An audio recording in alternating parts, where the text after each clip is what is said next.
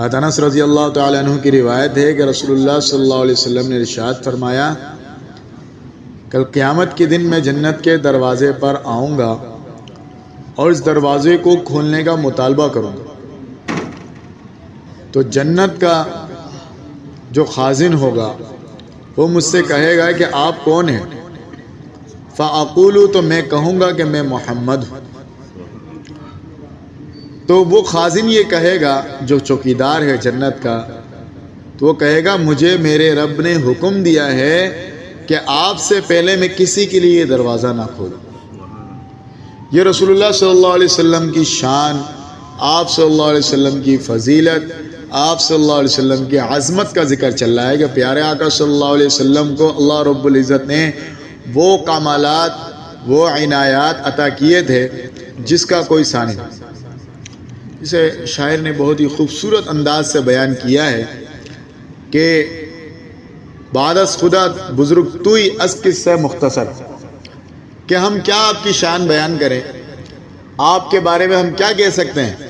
بس ایک جملے میں آپ کی تعریف یہ کرتا ہوں کہ خدا کے بعد سب سے بڑا مقام آپ کا یہ بس قصہ مختصر، بس اس سے بڑا اور کیا مقام ہو سکتا ہے؟ اللہ تعالیٰ کے بعد آپ کا سب سے بڑا مقام ہے، آپ سے بڑا کسی کا مقام نہیں، اور کیا تعریف کیا کر سکتے ہیں؟ تو اللہ تعالیٰ نے آپ صلی اللہ علیہ وسلم کو بہت ہی عظمتیں دی ہیں۔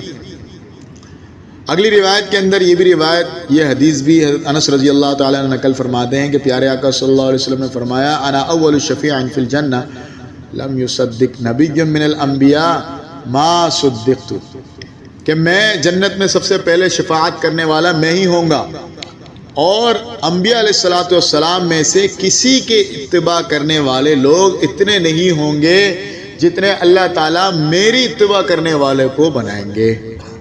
یعنی آپ صلی اللہ علیہ وسلم کی اتباع کرنے والے، پیروی کرنے والے پیارے آقا صلی اللہ علیہ وسلم کی امت کے جتنے افراد ہوں گے، پہلے کسی بھی نبی کو یہ شرف نہیں ملا۔ یہ بھی آپ صلی اللہ علیہ وسلم کا اعزاز ہے، حتیٰ کہ آپ صلی اللہ علیہ وسلم یہ بیان فرما رہے ہیں کہ بعض نبی ایسے ہوں گے، نبی کہ ما صدقہ من امتی الا رجل واحد، بعض نبی ایسے بھی ہوں گے جن کی پوری امت کے اندر بس ایک آدمی ایمان لائے۔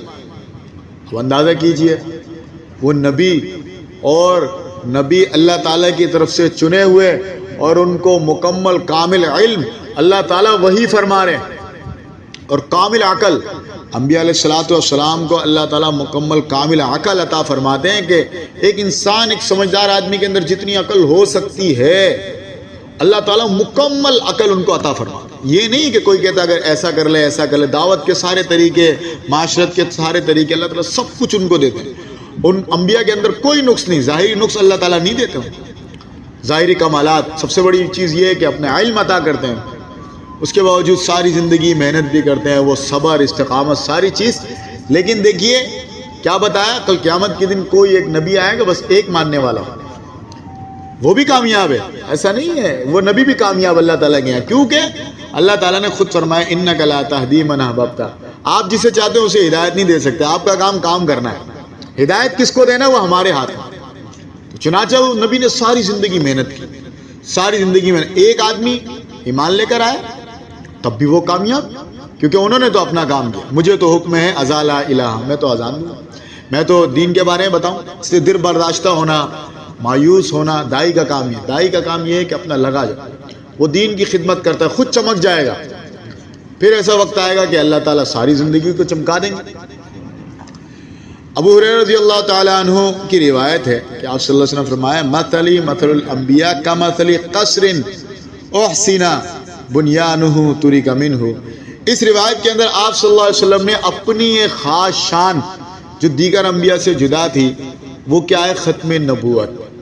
آپ صلی اللہ علیہ وسلم کو یہ صفات اللہ تعالیٰ نے عطا فرما دی، ما کان محمد ابا احد من رجالکم ولکن رسول اللہ وخاتم النبیین۔ اللہ تعالیٰ نے یہ اعزاز عطا فرمایا۔ انبیاء علیہ الصلوۃ والسلام آئے، مختلف انبیاء علیہ الصلوۃ والسلام آئے، ان کو یہ اعزاز نہیں ملا، لیکن آپ صلی اللہ علیہ وسلم کو یہ ہمارا یہ عقیدہ ہے۔ پہلے دور میں یہ عقیدہ ہوتا تھا ان کا، ان کے اپنی شریعت کے اندر عیسیٰ علیہ الصلوۃ والسلام کی شریعت یہ تھی، وہ اپنے نبی کو مانتے، اللہ کو مانتے، اور یہ بھی مانتے کہ ہمارے بعد ایک نبی آئے گا اسمہ احمد، ان کا نام احمد ہوگا۔ لیکن ہمارا عقیدہ یہ ہوتا ہم اللہ تعالیٰ کو مانتے، تمام کتابوں کو مانتے، اور ہمارے نبی آخری نبی، ہمارا یہ عقیدہ ہے۔ تو آپ صلی اللہ علیہ وسلم نے اپنی مثال اور تمام انبیاء کی مثال دے کے سمجھا اس ختم نبوت کو کہ میری اور تمام انبیاء کی مثال یوں ہے جسے خوبصورت سا ایک عمارت ہو، بہت ہی خوبصورت ہو، اور لوگ اس کے ارد گرد چکر لگا رہے ہو، کیا ہی پیارا خوبصورت عمارت ہے، کیا ہی زبردست عمارت، لیکن ایک اینٹ جو ہے وہ باقی ہے۔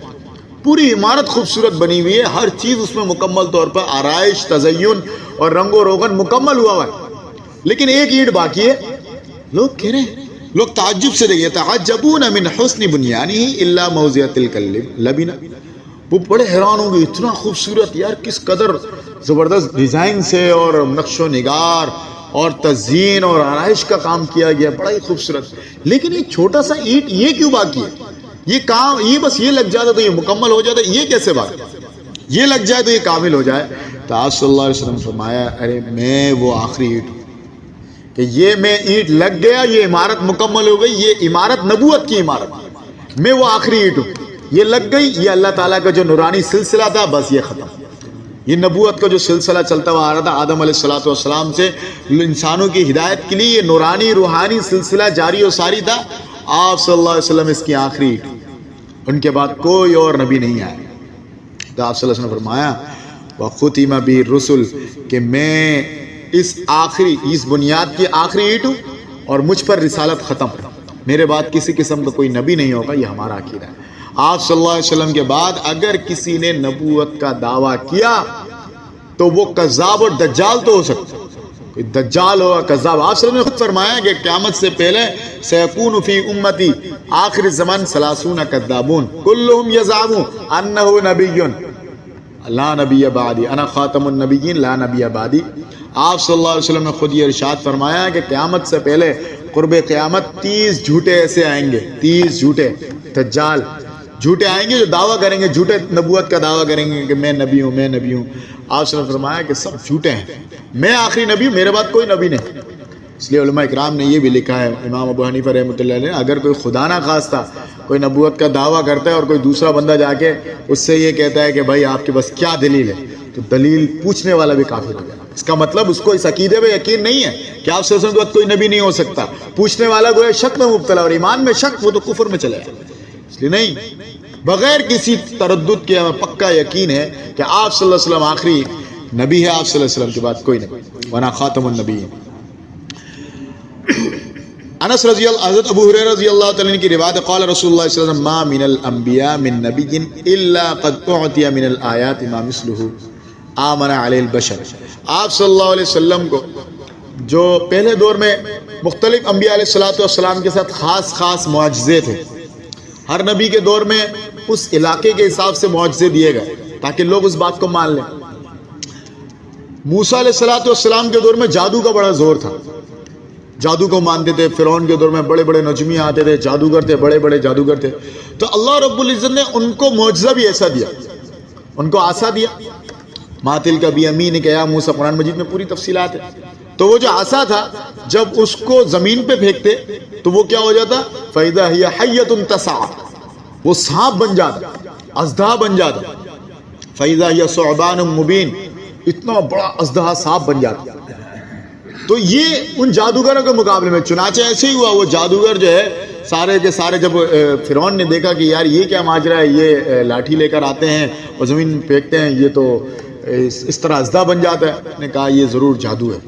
اس نے پورے ملک کے بڑے بڑے جادوگروں کو بلایا اور بڑے بڑے جادوگروں کو بلا کے کہا کہ بھئی ہم تمہیں یہ دیں گے، کیا چاہتے ہو، ہم تمہیں جو مانگو گے وہ دیں گے۔ بادشاہ تھا، بہت بڑا بادشاہ تھا۔ اب جادوگر خوش ہو گئے کہ ہمارے اس فن سے جو ہے نا ہمیں بڑا قرب ملے گا، ہم آپ کا قرب چاہتے ہیں، ہم بادشاہ کے قریب ہونا چاہتے ہیں، یہ نام۔ اس نے کہا سب ملے گا۔ اب ماجرا یہ ہوا، اس کے اندر محدثین نے اور مفسرین نے ایک بات یہ لکھی کہ جس دن یہ جادو کا مقابلہ طے ہوا تو وہ جو جادوگر تھے انہوں نے، حضرت موسیٰ علیہ السلام تو نبی تھے، سادے سیدھے کپڑے پہنے ہوئے تھے۔ اب وہ اس وقت وہ جادوگر بھی بڑے اپنے حساب سے، بڑے فیشن کے حساب سے، اس حساب سے پہنا کرتے۔ اس دن انہوں نے کیا کہ صرف مذاق کے طور پر، مذاق اڑانے کے لیے کہ انہوں نے تو معمولی سے کپڑے پہنے ہوئے، فقیرانہ لباس ہوگا، انہوں نے بھی ایسے ہی کپڑے مذاق کے لیے کہ ہم مقابلے کے لیے جا رہے ہیں، آج ذرا یہ انہی کے کپڑے پہن کے ہم ان کو ہرائیں گے، نعوذ باللہ۔ تو آ گئے میدان کے اندر، تو اب کہتے ہیں کہ انہوں نے اپنے جو کسی کے پاس کیا نام ہے اپنا رسیہ تھی، کسی کے پاس کیا تھا، وہ اپنے شوبدہ بازی، کسی کا سانپ بن گیا، کسی کا کیا بن گیا، عجیب عجیب بن گیا، اس نے پھینک دیا۔ تو حضرت موسیٰ علیہ السلام کا اللہ تعالیٰ کی طرف سے حکم، آپ حضرت موسیٰ علیہ السلام نے لاٹھی پھینکی۔ اب وہ ایسا سانپ بنا، اژدہا بنا، ان سب کو نگل گیا۔ سب کو نگل گیا، وہ حیران و پریشان ہو گئے۔ جتنے جادوگر تھے وہ تو بڑے حیران ہو گئے، یہ کیا ماجرا ہے۔ اچھا وہ چونکہ جادو کے فن کو جانتے تھے، جادوگر تھے، ان کو سمجھ میں آ گیا یہ جادو نہیں ہے۔ ہم جادو کی انتہا کو جانتے ہیں، جادو کے تمام فنون کو جانتے ہیں، یہ جادو نہیں تھا جس نے ہمارے تمام چیزوں کو خالی، یہ کوئی اور چیز۔ لہٰذا ان کو یہ بات سمجھ میں آ گئی، یہ واقعی یہ جو دعوت دے رہے ہیں اللہ تعالیٰ کے دین کے بارے میں، واقعی اس کے پیچھے کوئی خالق ہے، کوئی رب ہے، کوئی اللہ ہے، کوئی معبود ہے جس کے پیچھے یہ سارا معاملہ ہوا، یہ عام معاملہ نہیں، جادو نہیں۔ چنانچہ وہ سارے کے سارے ایمان لے۔ اب محدثین اور مفسرین یہ لکھتے ہیں کہ اللہ تعالیٰ نے ان کو یہ توفیق کیسے دی۔ انہوں نے تو مذاق اڑانا چاہا، جو نبی کا مذاق اڑاتا ہے وہ تو اس کو تو بڑی مشکل ہو جاتا ہے، اس کے لیے تو ایمان کا بڑا مسئلہ۔ لیکن کہتے ہیں چونکہ اس نے مذاق میں بھی اس نبی کا لباس پہنا، اس نبی کے لباس کی برکت سے اللہ تعالیٰ نے ان کو ایمان دیا۔ یہ وضع قطع جو کہتے ہیں نا، آج جو لوگ کہتے ہیں ارے بھائی یہ تو نہیں ہے، وہ تو نہیں ہے، یہ پہن لے، یہ پہن لے۔ ارے بھائی صلحاء کا لباس پہنو، بزرگوں کا لباس پہنو، جس طرح اسلام کا جو لباس ہے ہماری پہچان ہے اس طرح پہنو۔ اس کی بڑا اس کی برکت ہے۔ دیکھیں صرف اس وجہ سے کہ اس نبی کے طرح لباس پہنا، مقصد ان کا مذاق تھا، مقصد یہ نہیں تھا کہ، لیکن مذاق میں بھی انہوں نے اس لباس کو پہنا، اللہ تعالیٰ نے ایمان دیا۔ اسی لیے شاعر کہتے ہیں نا کہ ہم جب رسول اللہ صلی اللہ علیہ وسلم کی صورت جیسی صورت بنائیں گے تو ایک شاعر کہتا ہے میں تو کیا کہہ سکتا ہوں، میرے تو یہ اعمال نہیں ہے، میں جا کے کہوں گا تیرے محبوب کی یا رب میں صورت لے کر آیا ہوں، حقیقت تو اسے کر دے شباہت لے کر آیا۔ میں تو صورت لے کر آیا ہوں، تیرے محبوب کی طرح چہرہ میں نے بنایا، صورت میں نے بنایا، اب حقیقت تو بنا دے، میرے اختیار میں جتنا تھا میں نے کیا۔ تو اللہ تعالیٰ کو بڑا رحم آئے گا، اپنے محبوب صلی اللہ علیہ وسلم سے بڑی محبت، تو اللہ تعالیٰ اس محبت کی برکت سے ہماری تو صورت کا اور وضع قطع کی اسلام کے اندر، دین کے اندر بڑی اہمیت۔ تو اس لیے انسان کو ایسا نہ ہو یہ مغربی نقالی کرتے ہیں، آج ہم دیکھتے ہیں مغربی تہذیب والوں نے یہ لباس پہنا، یہ لباس پہنا، یہ اچھا لگ رہا ہے، یہ اچھا لگ رہا ہے۔ بھائی کیا ضرورت ہے؟ اللہ نے ہمیں وہ دو پیغمبر دو عالم صلی اللہ علیہ وسلم کا امتی بنایا، سب سے بہترین امت بنایا ہے، ہم اپنی پہچان رکھیں گے۔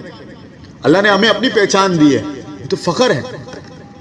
تو آپ صلی اللہ علیہ وسلم اس طریقے سے عیسیٰ علیہ السلام کے دور میں کیا ہے، یہ جو طب، یہ ڈاکٹری کا علاج ہے نا، یہ بڑا یونان کے اندر بڑے بڑے حکماء گزرے ہیں، بڑے بڑے حکیم جالینوس، حکیم جو ہے وہ افلاطون، سقراط، بغرات، یہ بڑے بڑے ارسطو، یہ بڑے بڑے حکماء گزرے ہیں۔ تو اب لوگ جو ہے نا اس دوران، آج کل تو ماشاءاللہ جیسی بیماری بھی ہو، جس طرح بیماری ہو، دل کا ہو، یہ آپریشن ہو جاتا، ترقی ہو گئی ہے۔ پہلے دور میں ایسا نہیں ہوتا تھا، چھوٹی چھوٹی چیزوں میں بیماری کا علاج نہیں ملا بندہ مر جاتا۔